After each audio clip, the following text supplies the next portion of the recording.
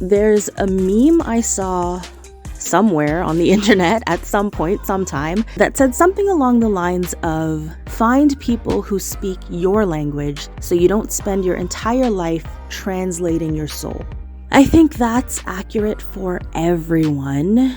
It feels nice to be around somebody who gets you. When you don't have to explain, you don't have to find the words that will make sense to them. You don't have to adjust your actions and the way that you move in order to find the common ground with them. You can just be yourself and they just get it. That's a really nice feeling. Tell them your story, put it all on the plate. Clean, clean, celebration, baby, it's a new day. Mrs. K, I'm here to say what I said like Nene Leaks. I'll take a nap for Laura Beach for the breach. Yes, God. Laugh it up, laugh it up. Hello, friends. Long time no see. I'm so happy to be here with you all this week. I think this episode is coming out a bit late, and I did not put out an episode last week, which was a bit disappointing for me, but it was a decision I made for myself when I realized I was just not feeling it. Before I explain what I mean by that, I just want to do a quick intro for anyone joining us here for the first time. My name is Khadija, and I am one part of a pop R&B group named Reverse. Our mission is to represent the underrepresented. We have members of different races, genders, sexual orientations, body types, and various life experiences that we share openly and authentically. By being our honest selves while creating top-tier music and content, we are showing that diversity does have a place in mainstream media and that sharing your truth is a winning formula. I started this podcast to put all of my truth on the plate in an even bigger way. And I hope that by sharing, I can create a space for others to have open conversations as well. And we can connect in ways to remind us that we're not all alone. Such a noble goal, right? The kind of thing you'd expect I would absolutely want to follow through on because, it's so important. But last week, I just couldn't. I don't have a better way to explain that, but I just could not get my brain doing the things it needed to do in order to accomplish the things I needed to accomplish. Several years ago, I learned the phrase executive dysfunction, which was really helpful for me to understand basically just what was happening in my brain and stop beating myself up so much. I won't get too deep into it this episode because I would rather have proper research and proper definitions for you. But essentially, executive dysfunction can refer to a symptom of several different issues: mental health, neurodivergence, or even physical injuries to the brain. It refers to your ability to regulate, control, and manage your higher brain functions. So that includes things like setting goals, creating plans, following those plans, your attention span, and the coordination of all your complex thoughts. All these different ideas floating around in my brain, how do I make them come together and make sense? So sometimes when we aren't getting things done, it isn't because we are being lazy or we're being unmotivated. It's because our brains just actually are not doing the things that we expect them to be able to do. So this was one of my fears I had around starting this podcast in the first place. I'm always good when I have external pressures, like I have bandmates who are also my business partners and they rely on me to do my job so they can do their jobs. The children in my care literally need me to take care of them. When we work with brands or companies, we have contracts that have set deadlines and deliverables, and I can always follow through with those. But when it comes to things that really the only motivation to do it is just me, myself, I have a really hard time following through sometimes. Especially when I'm going through anything internally, it's extra hard for me to convince myself that I need to just get up and do the things that need to be done. Last week, I was super focused on everything that Reverse had going on. And with that came that internal struggle that I talked about in episode 3 of it just being a lot of social interaction, a lot of me needing to communicate and coordinate with other people, being on as in having this personality that I had to kind of put on display for camera or with the people around us, and just managing other people's energies when there are other people around and they're kind of up and down and going through their own things, trying to manage how much I'm absorbing that while protecting my own energy. It was a lot. So to come home and then convince myself to give more energy to creating a podcast, which is just me by myself for me, I realized, no. It would be super stressful. I'd be putting all this pressure on myself, and then I would end up with an episode that I wasn't particularly proud of. So I made a conscious decision to not do it. And then I let myself feel okay with that decision. In the past, I probably would have beat myself up over it and been really hard on myself, and it would have started me down a path of all of these thoughts of self-doubt. Am I really good enough to be doing something like this? Can I be successful if I actually want to build a new platform like this? Do I have what it takes to be able to follow through and create this thing? But last week I just said, no, I just need to press pause and I'll come back to it, which is what I'm doing now. I'm sharing that really just to share it. That's not what this episode is about, but that's what this whole podcast is about. I am a work in progress. I'm learning, I'm growing, I'm changing every day, and I fall short sometimes. And I'm just sharing this with all of you. So here we are now in episode 4. Thank you for being here. One of the things I've reflected on a lot in the last little while, especially while I was very sick and home alone with COVID a few weeks ago, and then last week when I was feeling a little bit overwhelmed and trying to figure out how to find that balance, I'm trying to figure out how I can invite more fulfilling connections into my life. I think the balance that I'm looking for that will help me navigate going back out into the world with so many other people will come from being able to have meaningful connections with the right people when I need it. I don't think being an introvert means I need to be a hermit and never invite anyone into my space ever, but I just want to be very mindful of who I allow in and the kinds of interactions I have. And that got me thinking about love languages. At this point, we have probably all heard of love languages because it became very trendy and cool on the internet, like within the last decade. Now I think the trendy self-improvement fad is attachment styles. Are you secure attached? Are you anxious attached?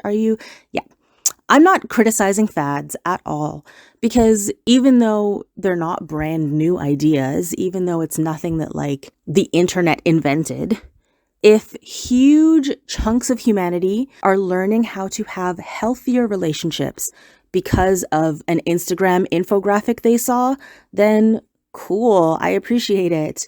But yeah, before everyone was talking about attachment styles, we were all talking about love languages. This has become a very popular relationship theory, and many people don't even really know where it comes from. The concept of love languages was created around 50 years ago by a Southern Baptist pastor and Christian marriage counselor named Gary Chapman. Gary Chapman had a PhD in education, but he did not have any formal training or credentials as a counselor or a therapist. He released a book specifically for Christian couples in 1992, which was republished for a secular audience in 2010. That book has now sold something like over 10 million copies and has been translated into all these different languages. There's an official website where you can do what's my love language quizzes, and you pay for extra resources like workbooks, and there's a gift guide based on love languages, and you can even get a one-on-one relationship assistant. I don't think that's like a relationship counselor, just like someone to help you be better in your relationship, I guess, based on your love languages. I don't know, but there's a whole lot of stuff out there. Gary Chapman has also released additional books like The 5 Love Languages for Children and 5 Languages of Appreciation in the Workplace. And I think there was even one that was like super specific. It was like 5 love languages for the military or something. I don't know. It is just so trendy. But it's also worth remembering that he was not a counselor. He was a Southern Baptist pastor, and all of his writing is very heteronormative with strict gender roles and very ableist. It doesn't account for disability, neurodivergence, mental health, anything like that. But that doesn't mean there isn't something to be gained from the concept. Like, I'm here creating a podcast that I hope will be helpful for other people, even though I don't have any kind of formal training or education in counseling or anything like that. I can't speak to any experiences that I personally have not had. I still hope that I can create a space where there's something to be gained from the things that I have to share. So I think it's okay to receive information from someone like Gary Chapman, as long as we do it with a critical eye and just be willing to do more research. Gary Chapman's concept, the 5 basic love languages, are broken down like this.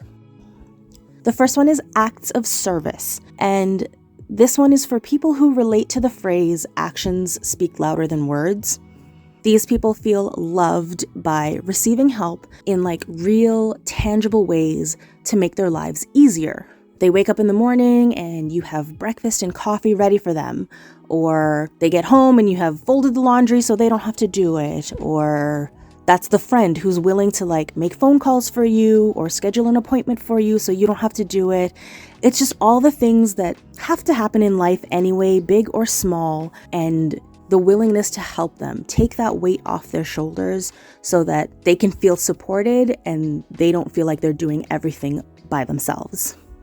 These people feel unloved or have a hard time feeling connection when tasks or promises that you make aren't followed through on. That feels like, okay, but you told me you care about me, but now you're not doing these things that you promised you were going to do. Now, the second love language that I want to talk about is words of affirmation. And these are for the people who actually prefer the words over the actions. They feel loved when they can actually hear that they are appreciated. They know how they bring value. They have their feelings validated and they are actively listened to. For these people, hearing something like, "Thank you so much for doing that. I really appreciate it." Or, "You are such a great person to be around. You're funny. You're brilliant. I just feel so happy when I'm with you." Or even things like, "You know what? I'm really looking forward to seeing you tonight. I miss you." These things help them feel that they are loved and that the connection that they have is important. So for these people, when they aren't hearing that they're recognized or they aren't having the qualities that they bring to the relationship acknowledged, that makes them feel really unloved. The next one is physical touch. And this is for people who connect through physical affection. That doesn't necessarily mean sexual touch, but just any kind of non-verbal touch and intimacy, like holding hands, cuddling, when you like reach over and you touch someone's arm when you're laughing, just being physically close side by side, like even sitting down on the couch and just leaning a head on the shoulder. These are the types of things that help people feel loved and cared for. For them, on the flip side, if there's any kind of physical distance, that makes them feel unloved. Being in the same room, but you're sitting far apart and there's just no hugging, no touching the entire time you're together. Or say sleeping in the same bed, but you're facing opposite sides, like brothers on a hotel bed, and there's no cuddling, no like affectionate hand on your back, no footsies under the covers, anything like that. And obviously, I think any kind of physical harm should make anyone feel unloved, but for these people, it really cuts especially deep because physical touch is so important to them. The next love language we're going to talk about is quality time. And this one is mostly for people who don't even really care what you're doing. They're focused more on who they're doing it with. Quality time is about prioritizing time together. It's focused attention, no distractions. You're not scrolling through your phone the whole time. You're not just spending the entire time watching TV and not interacting with each other. It's really just about valuing the shared experience that they have. So this can be by doing favorite activities together, like I really love dancing, so you're gonna come and take a dance class with me because you know it's something that makes me happy. Or it could even be just doing a boring act together, like I need to wash the dishes, but you come and you stand in the kitchen with me and you help me dry. Or doing a difficult task, like we're cleaning out the entire yard and pulling up all the weeds, and it's not fun, but the situation is more enjoyable just because it's being shared with someone you love. For these people, they feel really unloved when plans are canceled, or when you're together and the other person seems really distracted or disengaged, or when long periods of time go by without any effort being made to get together. And then the last of the 5 love languages is receiving gifts. This love language is for people who resonate with symbols of love. That doesn't necessarily have to mean expensive jewelry or any big gifts, but any gift that is a representation of how a person feels will make these people feel really loved. It's the process of giving a gift that's important for them. You know, like when you buy somebody a birthday gift and you have to go and carefully choose what's going to be the perfect gift for them. What is the thing that they really, really want or that they love so much? Then when they get it, they're going to feel so happy. Or even just the time and the effort that goes into getting the gift. If you had to go out of your way to find it, or if you made it yourself, all of these things feel like representations of how much you care about that person, and that helps them feel loved and valued. So these people tend to feel unloved when special occasions are forgotten, where an opportunity to show them how much you love them by giving them a gift that is meaningful for them, it's like you don't even really care about it. Or you give them a gift and it's like you obviously didn't put any thought or effort or attention into it. You just gave them the first thing that you saw in the store. If they give you a gift that they put a lot of thought and effort and attention to, and you don't really appreciate it, or you're not excited about it, these are the things that make them feel like you don't really care. So those are the 5 love languages as they're kind of broken down into their most basic elements. Dr. Chapman's theory is that everyone has 2 main love languages. They have their primary love language and then a secondary one. And I think the really interesting thing about his book is that it focused mainly on learning your partner's love language and figuring out how to adjust your behaviors to help them feel more loved. Which is important. I think that is a very important thing in anyone who has any kind of relationship. Not just romantic relationships, but with friends, with parents, even with your children. It's important to understand the other person and understand what can I do to bring myself to this relationship and be the best version of myself so that I can make this a fulfilling experience for you. But I also think at that time, he was doing a lot of marriage counseling in the church. And I think back then it was a lot more common to marry someone that you just weren't that compatible with. But then you had to just figure it out and you stick together, do it for the kids, and do it because you don't want to be the topic of gossip at the church potluck. People didn't want to get divorced, so it was just am I going to sit here and be miserable, or am I going to figure out how to make it work? And the best way to make it work is, okay, now that I understand what it is that you need, let me try to offer that to you. But in more recent times, we're seeing a lot more self-reflection, and people are focused on knowing themselves more before they even try to connect with others. So they're looking to understand their own love languages to be able to say, hey, I care about you, I love you, I want you in my life, but here are the things that I need in order to feel fulfilled and not grow resentful of you over time. And that's kind of where I am in my life. I have known my love languages for years and years and years.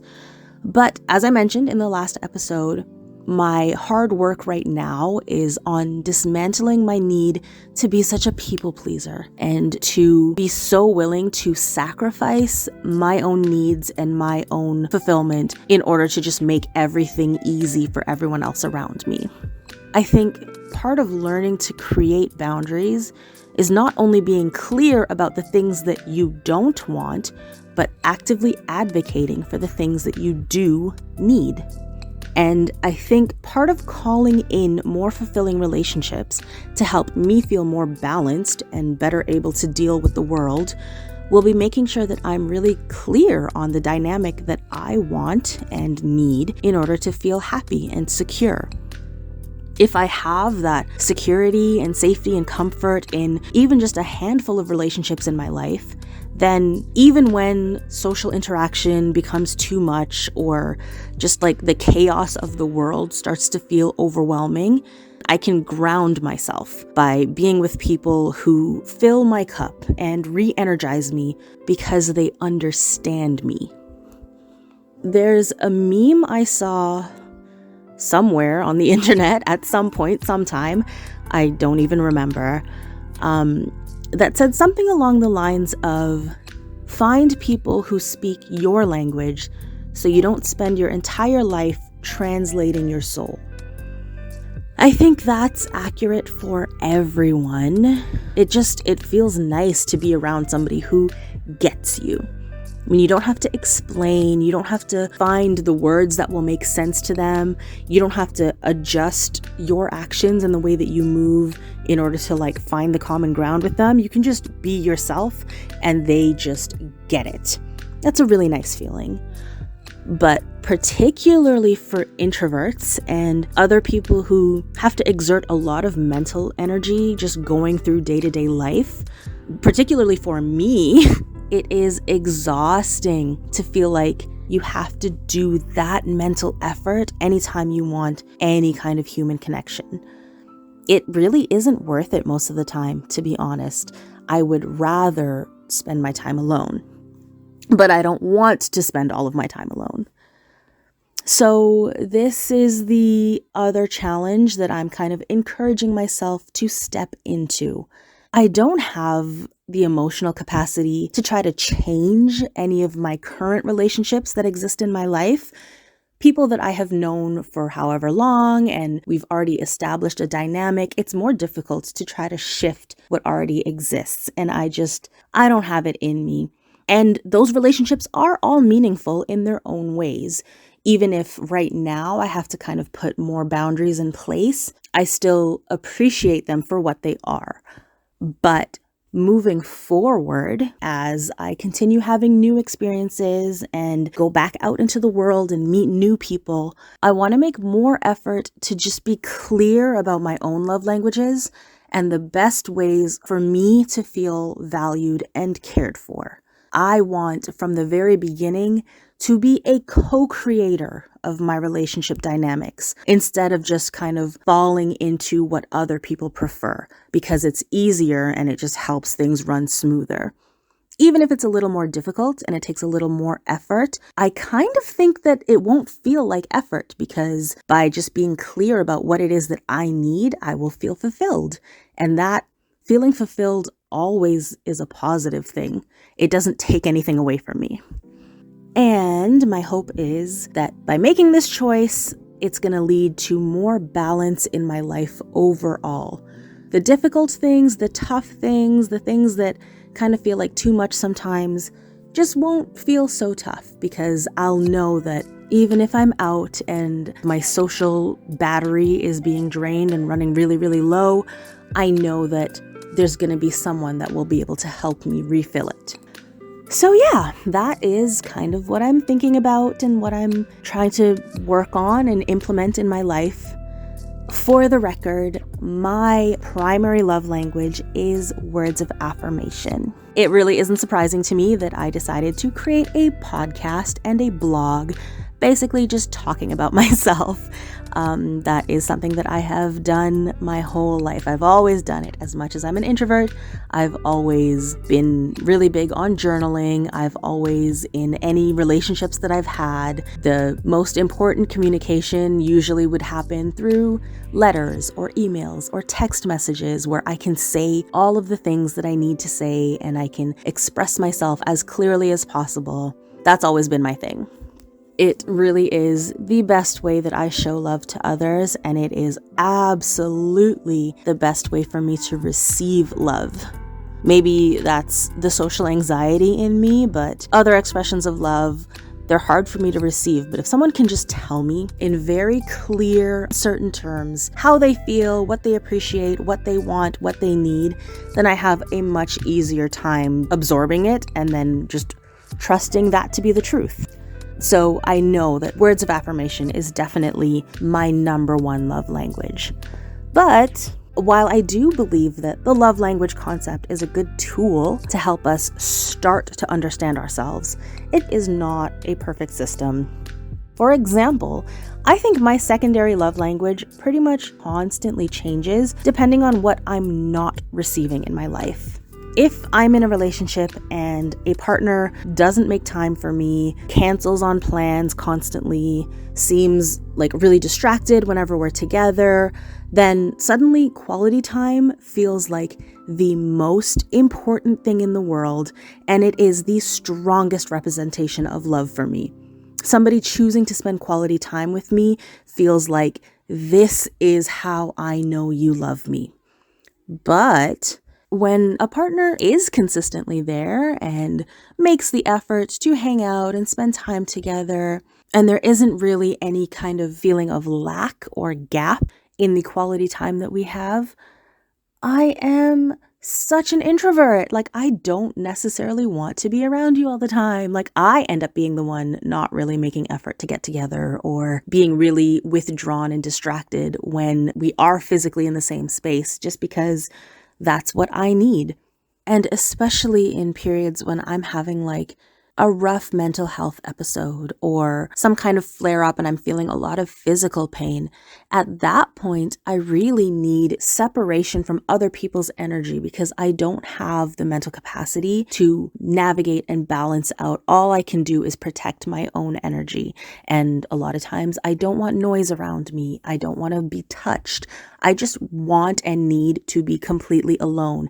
And in those moments, quality time actually feels like really disrespectful. It feels like you know that I'm not doing well and the best thing for me is to just be alone, but now you're imposing your presence on me and making me kind of feel obligated to connect with you when I don't have it in me. So the idea of love languages makes sense and it can help us start to understand, but it is not a perfect concept at all. I mentioned earlier that Dr. Gary Chapman's original writings were also very biased. They did not consider, or they completely dismissed, the experiences of queer or disabled or neurodivergent people. And I think there was no real representation of people of color as well. So I'm sure there are experiences that he probably never even considered that might have an impact on relationships or human connection, just because he had no real experience with them. So in all methods of soul searching and the tools that we use to know ourselves better, we just have to be mindful. We take what is helpful to us and we apply it to our lives, but also pay attention to where there might be holes and where we might need to look at things from different perspectives in order to just give ourselves a more complete idea of not only who we are, but who we can be. So that's where I'm at. Wish me luck. I am calling in a few more fulfilling relationships into my life where they speak my language so fluently, it isn't any effort at all to just be myself and feel like I'm receiving the things that I need. And I will use that added energy in my life to go out and then be a better artist, a better content creator, a better facilitator of these types of real and honest conversations. I'm very curious to know, what are your thoughts on love languages? I'm going to post a link for voice submissions. I will put it on the Patreon post. I will include it in the show notes on Spotify, in the description on YouTube, as well as on my Instagram page. And just share with me your thoughts on love languages. Do you know what your love language is? Do you know the things that you need in order to feel fulfilled? And what are the things that make you feel really unloved or make you feel like you're not connected to the people that you have relationships with? And also, if any of you have any interesting stories or specific examples that will show how your love language has played into one of your relationships, I would love to hear it. So click on the link. If I get enough voice submissions, then I think I'll make a quick bite for this week and I'll post it on all those platforms as well and just hear your thoughts. I really want to start incorporating more of your thoughts into this podcast. So yeah, this is amazing. Thank you all so much for listening once again. Thank you for those of you who are being patient. I hope that we are all okay with taking breaks when we need to and coming back when we feel ready to. That is definitely one of the things that I am being very clear about in my relationships now, of paying attention to my capacity and really only showing up when I feel like I can give the best of myself. So I'm starting that with you. I'm starting that with all of you lovely listeners of the All on the Plate podcast. I'm here for you and I'm willing to give you as much of me as I can when I can. So thank you for listening. Thank you for tuning in. Once again, please send me voice submissions. I would love to include you and incorporate you in what we're doing here. And yeah, this has been a lot of fun. I adore you all, and still no tagline, so that's it. Let me awkwardly leave now. Okay, bye. Tell them your story, put it all on the plate. Clink, clink, celebration, baby, it's a new